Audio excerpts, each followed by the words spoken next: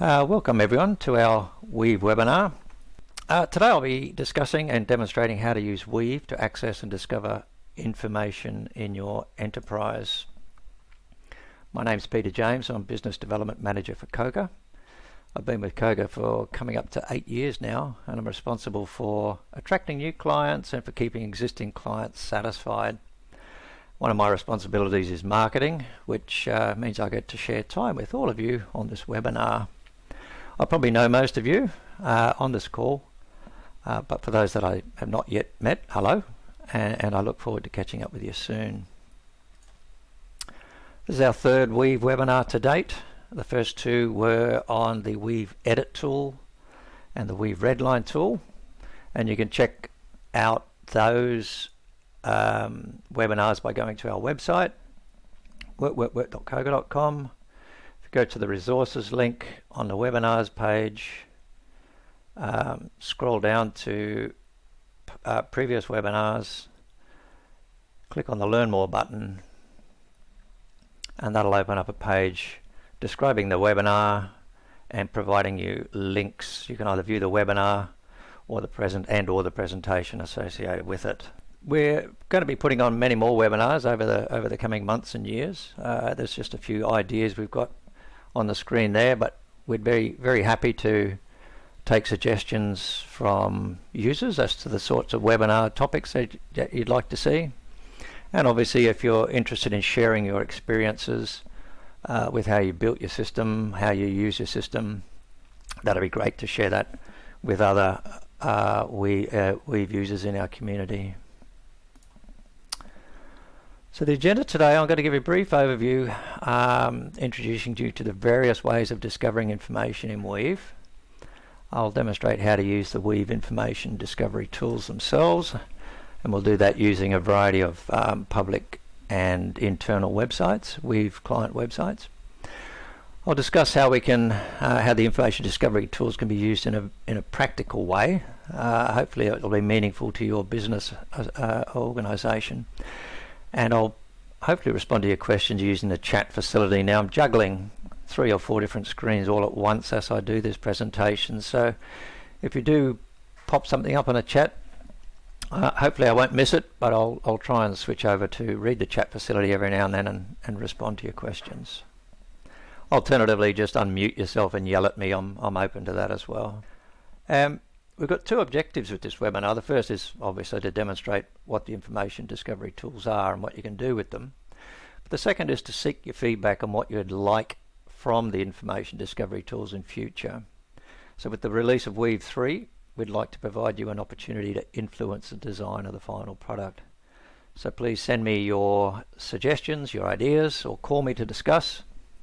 I can't guarantee that every suggestion will be included, but I can assure you that everything will be considered. So what are the information discovery tools? The information discovery tools allow a user to interrogate their corporate information using both spatial and textual searching capabilities. So queries can be as simple as entering unstructured text in a search box and doing a Google-like search, or simply pointing to a feature on a map to identify it. Complex queries can be done using advanced SQL and spatial queries, or they can be a combination of all the above. But fundamentally, they provide the means to quickly and find the information needed for you to achieve your business needs. The tools that I'm going to take you through today, I'm pretty sure most of you will be familiar with them, but I think it's worthwhile going over them again, because there are some aspects of these tools that you may not be aware of, or are using perhaps in a less than ideal way. If by the end of this you come away with at least one idea, then I'd like to think I've actually done my job. But within Weave, you can find information in a whole bunch of different ways. Text searches or attribute searches, spatial searches, within the data grid itself, and using tools like the spatial identify tool, bookmarks and filtering, and I'll take you through the demonstration of each of these in turn. The desktop demonstration that I'll be doing, many thanks to Manningham City Council for the use of their their data sets in our demo sites. City of Melbourne I'll be showing, Northern Territory Government. In fact, Ross, thank you for your participation in this. Although you didn't know you were participating, I've got NR maps as part of my demonstration, and the Queensland Government, the Cultural Heritage Unit, I'll use that site as well, just to demonstrate some of the features. So the first set of tools we're going to look at are the text search tools, or attribute searching. Now remember, when you set up a Weave system, Weave integrates with all your enterprise solutions.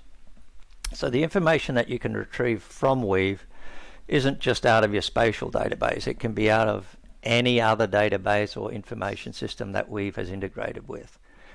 Weave is fundamentally an integration framework. So if you have an information source in your enterprise, Weave can pretty much connect to it and expose it through this Weave client. The first tool that I'll show you is the Quick Search. Now, this tool allows you to do Google-like searches across your entire enterprise. It's one of the more powerful tools in the Weave search toolbox. So this is what we call a Quick Search box here. And I'm pretty sure you've all seen one of these. But if we're interested in finding out about Templestowe, we can just type Templestowe into the search box and you'll get a list of responses coming back pretty quickly here. If you're interested in Templestowe Road, clicking on that will automatically zoom the map to that feature highlighted on the screen, and in this case we've configured the client to show you some information about that particular road. Now that information could also be in the data grid that could pop up automatically if required. Clicking on the redisplay button will redisplay the search results, and you'll see that there are a range of other entities in here. It's not just roads, it's actually buildings, and if I page through, you'll see that there's things like public toilets, pavilions, and then even addresses. Anything with Templestowe in it will be retrieved in this particular Quick Search. And fundamental to the Quick Search is a concept of indexes. I'm not sure if people are familiar with indexes, but virtually every search engine in the world uses them. The Weave administrator creates a range of indexes that are meaningful for the business, and it's these indexes that the Quick Search tool uses to search the system. This particular Quick Search tool has been configured to work with all the indexes that you see here, and you'll see a range of information coming up from roads, building types, property, suburbs, and more. Let's just say you're interested in schools. In Templestowe, you can type in the word school. The indexing system will pull up a list of 5 schools here. Templestowe Preschool, for example, if you're interested. I can zoom to that site, and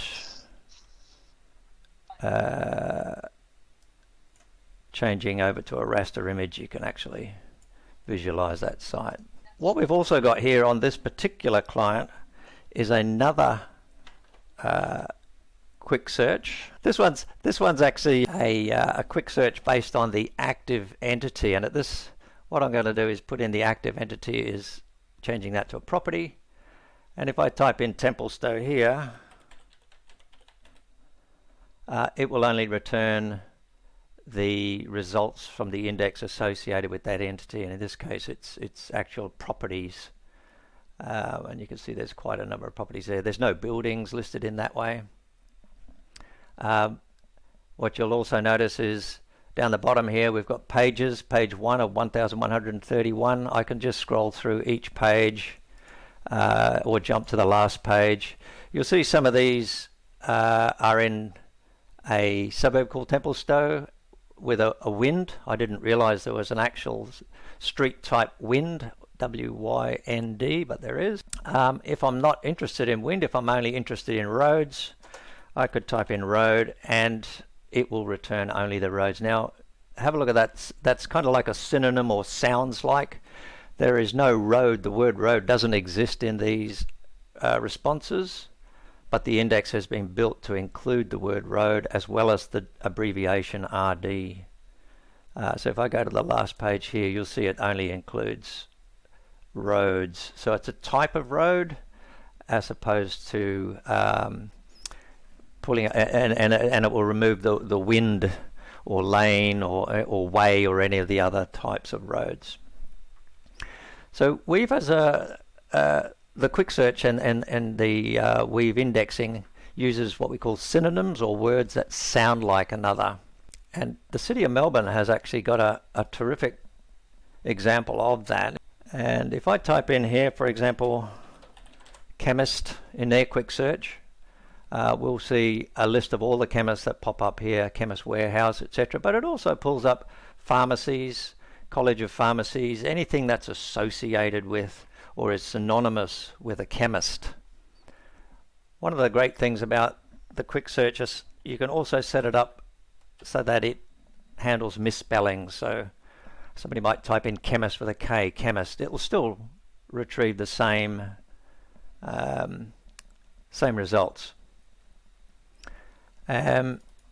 Similarly, school. If I type in school, SKOOL, and note that the search results, some of them don't include the word school. For example, Oriental Spoon. If I click on that, Oriental Spoon is a type of school.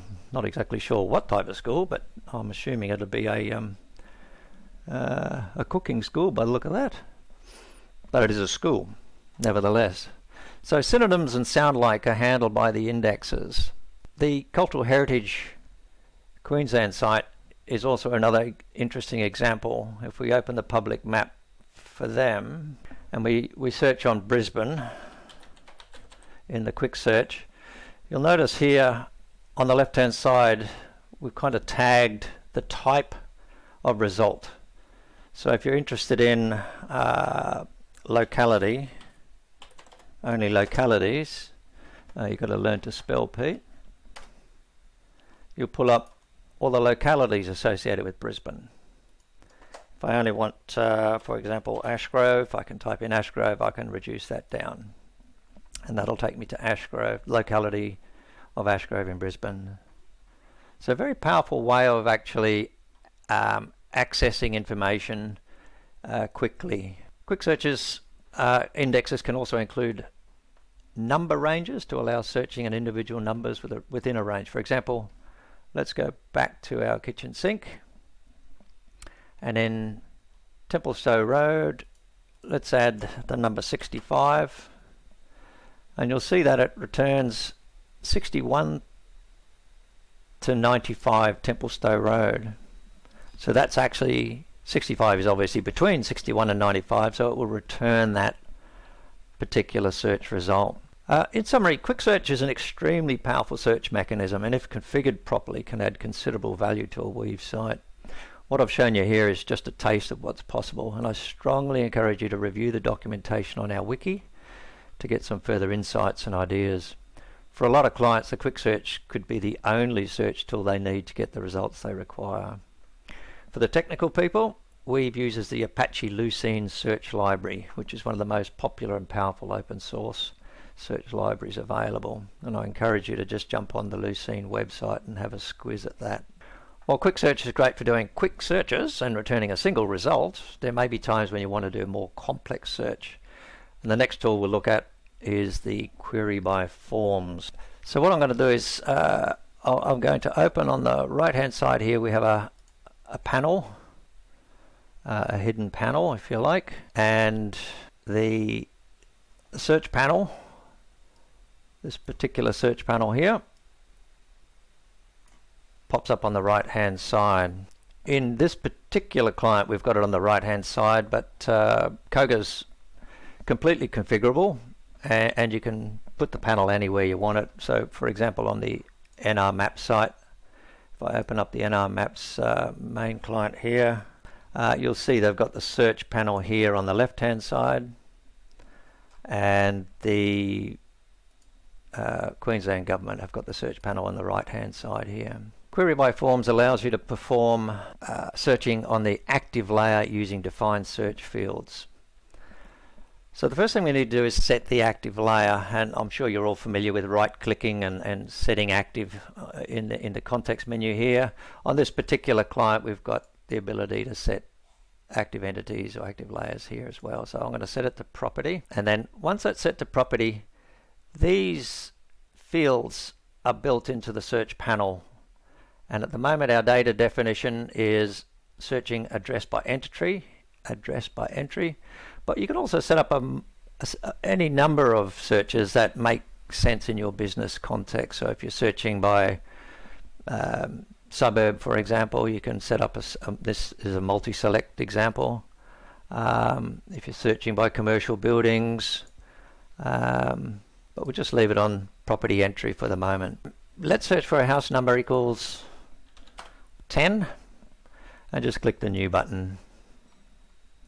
What this does is actually return a set of properties that have the house number 10, as you'd expect. So let's refine those to a particular suburb, and let's go to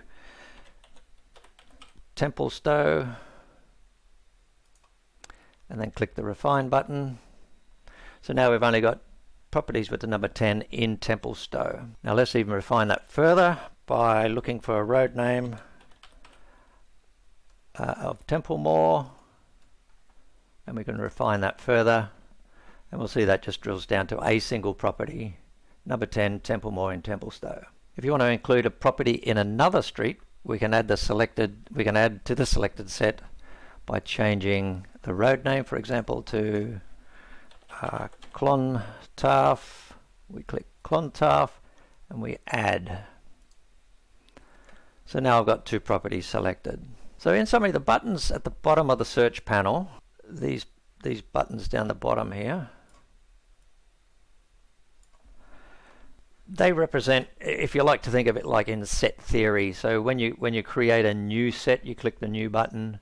If you want to add to the set, you click the add button. If you want to remove, you click the remove. And if you want to refine, and I'll demonstrate a refine visually shortly, you click the refine button. But each one allows you to refine or reduce or add until you get the information that you need to do your job with. And you'll find these buttons on nearly all the search tools in Weave, be they textual searching or spatial searching. Let's now take a look at the ad hoc query builder, which gives you the ability to search on fields in a custom manner. On our particular client, we've represented that as a pair of binoculars up here on the toolbar, and when we open it, we get this ad hoc query builder panel popping up. This one provides more flexibility than the search panel, but it also requires detailed knowledge of the data and search methods, so it may not be suited to all Weave users. So with all standard searches from the search panel, the search works on the active layer. In this case, we're going to leave it as property. Now let's do a search on properties in Exeter Close or Cambridge Way. So if I say road name equal to Exeter, and I'll add that to that definition, and I can put an OR in, and I can type in Cambridge, add that to the definition, then I can click new. So what that's done is provided a visual representation of those properties selected, road name Exeter or Cambridge.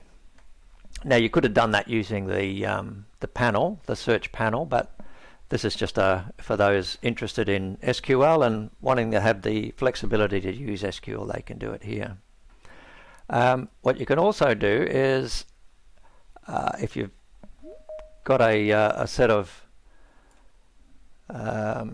search criteria saved away, you can actually copy paste them into this little dialog box here, and in this case I'm going to look for only the house numbers 2 or 3 within those two streets, and I can refine my selection just down to house numbers that are 2 and 3.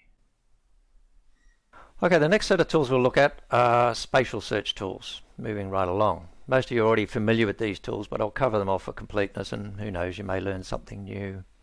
So spatial selections can be done using points, lines, polygons, squares. In this particular client, I have a set of spatial select tools up here that are the square tool, select tool, but I've also got here a circle tool, point tool, line tool, and polygon tool. Let's just do a quick search onto Cameo to locate ourselves. Just zoom out a little bit here. I'll go back to our standard map format. So spatial selections, as I mentioned, can be done using all those variety of things. So in the circle tool, if I click on new selection and draw a circle, it will actually, as you expect, select those properties associated with within that circle. The add selection button, in this case I'll use a square tool. If I want to add to the selection, I can click those and they will add to that set of selected information. If I want to remove using a point, for example, I can just click on that property and remove them. And if I want to refine down to just these three properties here, it will only result in those three properties selected. So as I mentioned, this is really dealing with set theory and a combination of tools, the point lines and polygons, and the tool actions, add, remove, refine, etc. We can end up with a set of features that meet our needs. In addition, you can combine your textual searching and spatial searching to provide an extremely powerful way to find information you need to work with. So for example, if I just shoot over to the NR map system, I'll set my active layer to the cadastre, which is currently set. My street name, if I type in Allen Street and I do a new set, that'll show me all the properties within Allen Street as you'd expect. Now if I refine that down to those three properties there, or if I didn't want those two there, I can take them out. If I want to add a couple more, I can pop them in. And with that data set now ready, you can look at the attribute information associated with, run reports, or do whatever you need to do to work with that information. We've got another great tool to help you select information using another spatial feature. This is called the Spatial Select tool. I'll pop back to the kitchen sink for this one. Type in Cameo here in the all.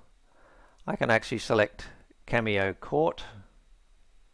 Zoom to that, which is actually a street. Now if I'm interested in all the properties in that street, there's a great tool here called Spatial Select, and it allows you to set the, if you like, intersect and buffer all in one go. So our target is going to be properties within a distance of 20 meters from the source being the road. So whatever selected set you've got as a source will be buffered by 20 meters, and it'll intersect with the target. In this case it's the property. Right. So what we're seeing here is the result of that intersect. 20 meter buffer around the road provides all of those properties highlighted there in blue. What we can do at this point is run the property search where house is equal to 4. I'll add that, clear that, add that, or house number equal to 6, and refine that. We're now seeing that is providing 4 and 6 Cameo Court. So you can see I've used a combination of techniques there. I've used a spatial intersect. I could have very quickly have gone back in and added to my selection and say I also want these properties using my visual spatial selection tool, or I could similarly remove those. Now there's another great feature if you're interested in nearest neighbours. So you could also do a nearest neighbour search using the spatial select tool, where your target is your property. The option here would be intersection taxes. The property is the current layer that you want to use as a source, and then we can do a new search on that, and it'll do all of the surrounding properties and put them into the current selected set. If you have just got a single property or multiple properties, we've streamlined this particular nearest neighbour process. We've actually got a tool up here called Select Neighbours. This is a new tool, and it basically allows you to, once you click on it, whatever is your selected entity, it will provide the nearest neighbours to it. And now that works with any feature. So if you're actually looking at roads, for example, at the moment we've got Cameo Court as a selected feature. If I find the nearest neighbour of that, that will find me that Burke Street is actually the nearest neighbour to Cameo Court. And it will work the same with linear feature, any polygon. Obviously points is not such a valid data set for that sort of inquiry though. The last tool, or spatial select tool, I'll show you is found on the red line toolbar, believe it or not. So if I go back to my Cameo Court, zoom to that selection. If we open up the red line toolbar, what we can do here is, just as an example, say we wanted to add an easement that, or a potential easement area. If I select a color of a light green with the polygon tool, and my easement's going to run, along here, roughly along here, down to here, across here, and over to there, and that's where I propose to put my easement. If I'm interested in the properties that actually underlie that proposed easement, we've got a tool on the toolbar. If I change my entity back to property, remember selected sets, working on the active entity, I can now create a new data set. I can add to the existing data set, or in some cases you might want to remove or refine, but in this case I'll just do new. If I click on new, you'll see that it does an intersection with that red line. Now that's great for people that, for example, want to submit information to a council or to an organisation. They can do it through red lines, and then when it comes internally you can actually have a look at that red line, see what entities or assets that it intersects with, and actually see what impact it could have on your business. So that's using red lines to do a selection. Okay, I'll just delete those red lines and close down the red line toolbar. Now, as I've been demonstrating, the different search techniques and results have been shown spatially, but they can also be shown as an attribute table. And in this particular client, we've got the table built in down the bottom here. It can be opened or closed. And we've also got a floating data grid, which I think most of you are familiar with as well. Now, this is a very powerful tool for refining your search results and for exporting them for use in other systems, such as a spreadsheet. If I search, do an example search here for Balleen, and I create a new set of properties for Balleen. That's quite a large set. It's 4,608 properties in Balleen. The First thing to notice with the data grid is that it can be configured to handle many different data definitions. So in this case, you're looking at property details, but you can also look at property IDs or asset IDs or address information. Basically, this is a one-to-many relationship with the selected properties. So for example, you could have a data definition that shows all the aspects associated with the properties, or for example, registered animals, or any other assets associated with any of those properties in the selected set. If I go back to property details, these grids are also sortable, the table column names. If I click on the road name, for example, it'll sort it alphabetically or forward and reverse sort. They're very useful for quickly finding information that way. And down the bottom here we have a way of displaying pages of information. This obviously being a web client, we don't want to download the entire database into a single page, so we just do it by pages. And in this case we're displaying page 1 of 20. 1 to 20 records out of 4,608 records. So there's 20 items per page. You can change this if you want to have a look at 100 items per page. You can change it to 100 items per page. What we've also got down the bottom here is this fantastic filtering tool. So for example, you're interested in a road with the name of Allison. You can filter and just see in this data grid those records. There's 33 of them with the road name of Allison. If I selected all of the records in this data grid, you'll see there's a great little button at the top called Refine Selection. Clicking on that will actually refine the selection down to just those properties that were in the data grid. So your selected set now is represented by these 33 selected properties on the map here. Now because this data grid is actually linked to the map, you can see each property highlighted as you select them in the data grid, or if you want to do multiples, you can highlight multiples that way. Same with the control button, like any sort of spreadsheet controlling mechanism.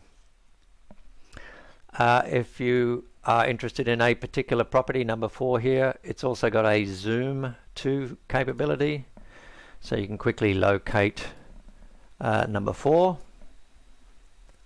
That's number 4 there. And you can also pan to features as well, so whilst you're in at that zoom level, you might want to go to number 9, and you can pan to number 9. That'll take you over to number 9 here. And finally, the data grid provides a means for exporting the data. If you're interested in, say, a certain range of information, you can select them here, click the export. You can take it out as either HTML, CSV or Excel. So if I just shoot it out to an Excel property file, I can open that in Excel, and there's the information out of that table. Now obviously if I'd change the layout here or the data definition, you would get that information in your Excel spreadsheet.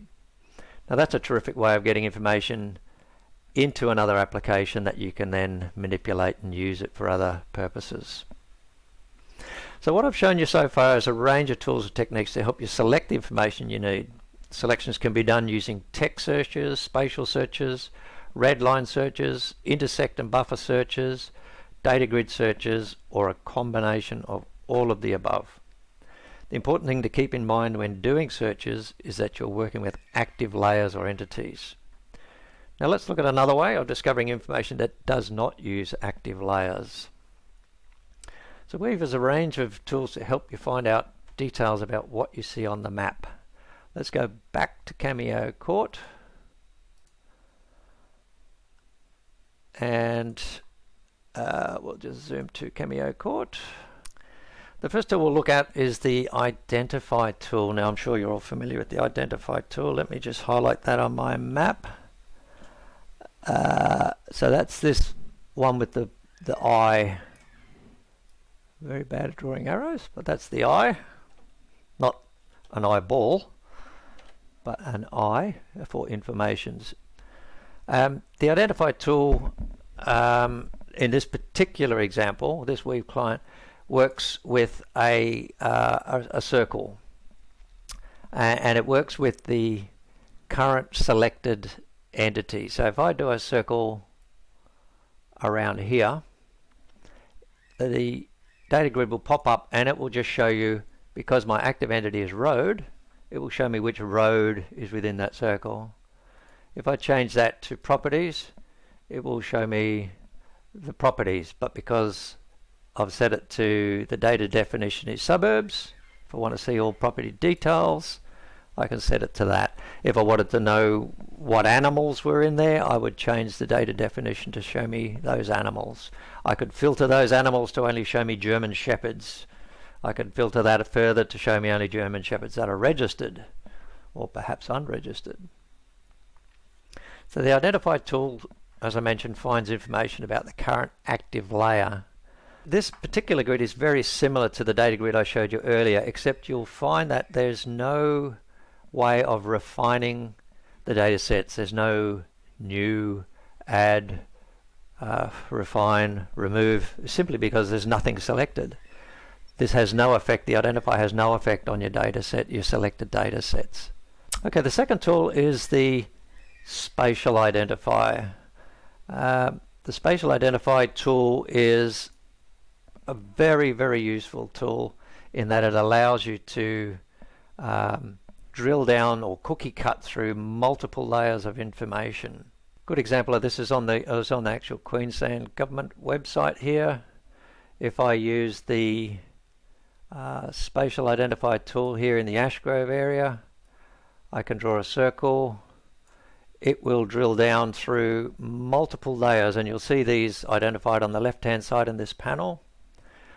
We could see from a heritage perspective there's one cultural heritage body, one party.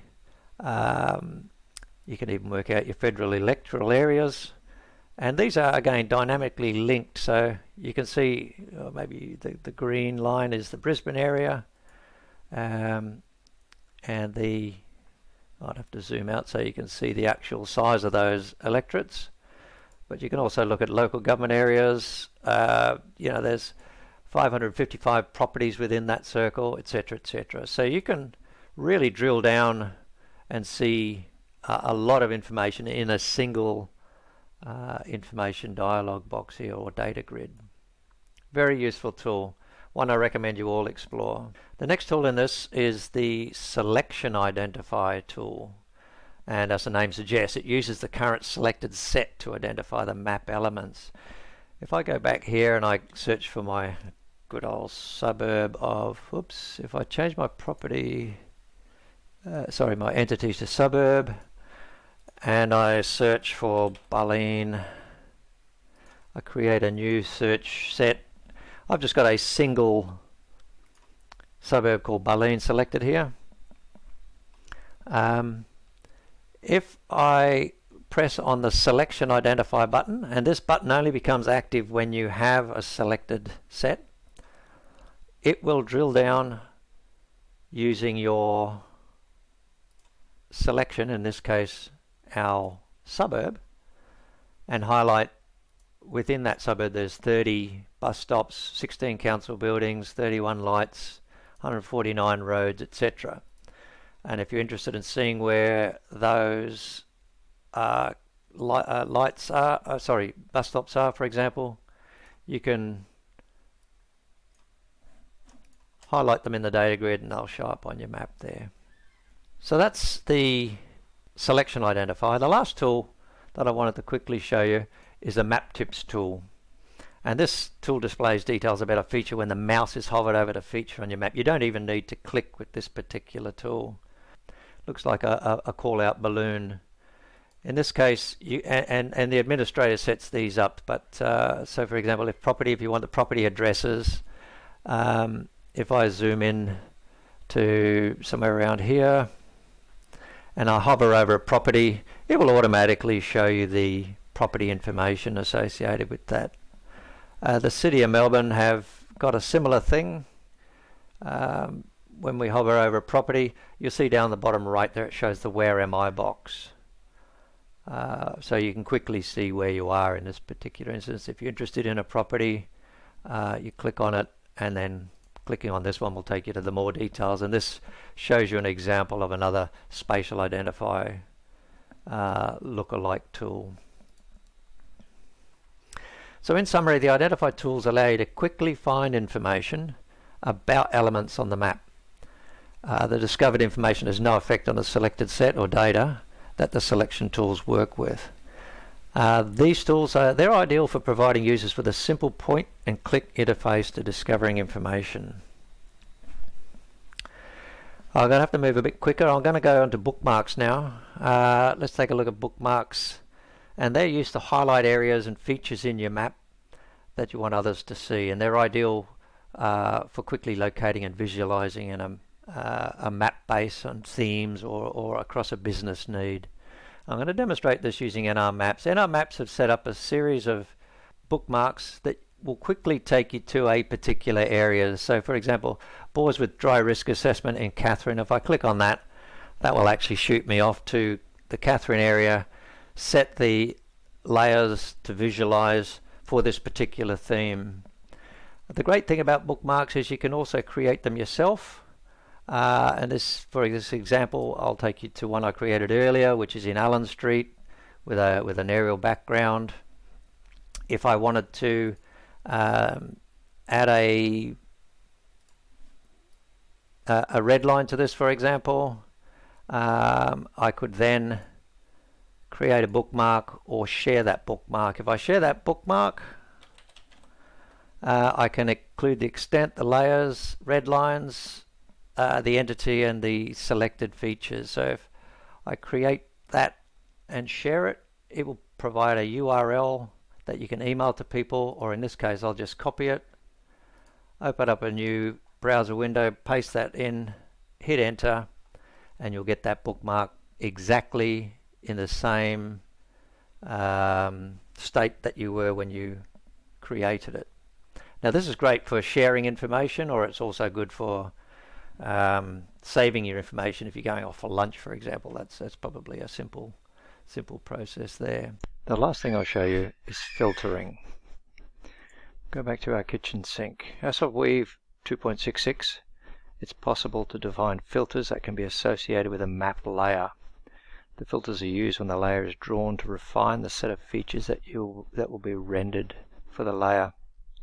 Additionally, the user can then dynamically alter the filter, giving the ability to dynamically refine the features displayed on the map. Let's see how this looks in the kitchen sink. Let's display the wards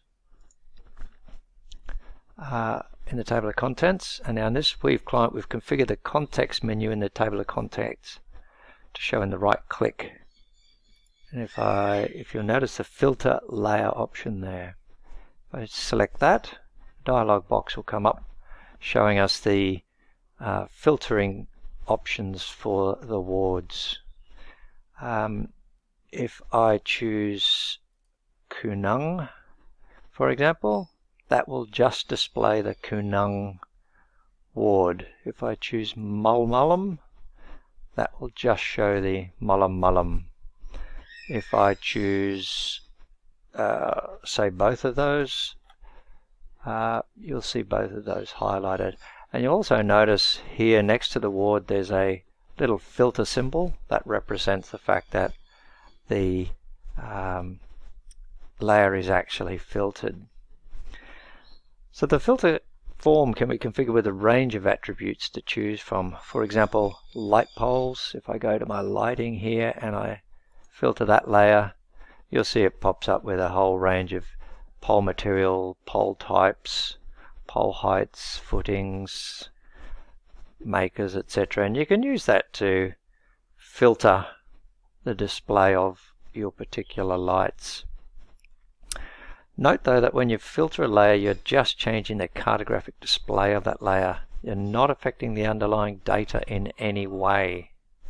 So be careful when selecting features in a layer that has a filter on it, as you may get more than what you expect in the results. So what I mean by that is, if we're just filtering here to visualize those two wards, if we make wards our active layer and select all the wards, you'll see the selection is all 4 wards, but we're only having 2 visually identified through the filter. Okay, one final point before we summarize and end this session. Weave comes with a very powerful report writing tool called BERT, which is capable of interrogating and reporting on corporate information that's available to Weave. BERT is the topic of another webinar, so please keep your eyes open for this one. In the meantime, if you'd like to know more about BERT, please take a look at our wiki or the BERT website. Also, don't hesitate to contact us directly if you have any questions about BERT or the other information discovery tools offered in this webinar. Final slides, because I'm running out of time, and I'll just say that there's really a large range of selection tools, both textual and spatial. Get into the quick search, learn indexing. It's an incredibly simple and powerful end user tool. Remember that selected sets can be new, added to, deleted from, and refined. They can all be used in a combination, so textual, spatial, ad hoc. Once you start using them, you can start to get the real power for these tools, including data grids. They're a powerful way to filter, refine, sort, and export the data. The identify tools are great for finding information on a map in a pre-configured way, but they don't affect the selected set in any way, shape, or form. So you can use bookmarks to provide users with access to themes or for sharing maps, including red lines annotation. For example, building or submitting an event map. You want to show where all the tents and marquees are going to be set up. You can do that within red lines, and then use the red lines to actually search for properties or assets that they are potentially going to intersect with. You can use filtering to build maps that just show the information you are interested in, for example, approved or unapproved DAs, or various ranges of fire intensities from a hot, medium to cool. And using the spatial intersect and buffering tools to find information associated with an entity. So that identifies properties within a proposed rail corridor, for example. It helps you with those sorts of inquiries. And using the spatial and textual export tools to extract information for use in other systems. This is incredibly powerful. If you can export your data into your spatial data into a geodatabase and pull up your QGIS and start doing some more further analysis in QGIS. Questions? Michael. Thanks. Sorry, thanks, Peter. I just wanted to ask about the ad hoc query tool. Yes. So that just acts on all the active layers, does it? So it doesn't have to be configured or anything, or does that just work on the active layers? The ad hoc query tool is configured by the Weave administrator for use on the entities of interest. In the example I've shown today, the entity of interest is properties, but you could configure any other entity that you want to make available to your user base. For example, you may want to configure the tool to inquire on various attributes of mining leases. As for standard searches from the search panel, the advanced search works on the active layer or the selectable layer. Each layer can have many search types, and each search type can have many attribute types. These are all configured by the administrator and made available when the user sets the active layer. The ad hoc query tool is not a general SQL tool for inquiring on any table in any database. It will only work for those tables that your Weave administrator has configured and provided you access to. This is consistent with the general approach used by Weave for accessing corporate information. All right, look, let's leave it at that. I'm open to answering and responding via email, as I say, so please shoot me a note. Or any one of us at Koga are happy to answer and respond to your questions. So just either give us a call or send us an email and we'll take it from there. As I mentioned, I've been recording this. I hope I did mention I've been recording this webinar, and this will go up onto our website. So if you want to review this later in the date, you're more than welcome to jump on our website and do that. Thank you everybody for attending. Appreciate your time today. I know it's a lunchtime for most of us, so I hope that was an entertaining lunch. Thanks once again, and we'll talk soon. Cheerio.